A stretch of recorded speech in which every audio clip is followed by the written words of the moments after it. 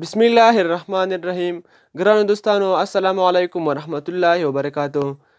هیله لرم چې د خوښۍ په جامه کې به پټ اوسئ او ژوند به خوشحاله تیروئ. څنګه چې تاسو ښه پوهیږئ چې موږ په تیره شوې ویډیو کې د پروناون او د پروناون کاینډونه تشریح کړي وو. نن موږ د پروناون کاینډو سره راغلي وو. انشاءالله موږ به په دې ویډیو کې د پروناون دوه کاینډونه تشریح کوو. اول موږ لیکلي چې what is personal pronoun. دې مطلب دا شو چې ضمیر مطلق څه ته وایي. انسر کې مو لیکلی دی it is that pronoun which is directly used instead of a noun. دا هغه اسم ضمیر دا کوم چې مخامخ د اسم پر ځای استعمالیږي. اگزامپل مو ورکړی دا چې he she it. زموږ سره pronoun چې دویم کاین دا هغه relative pronoun ده کوم ته چې ضمیر موصول وایي.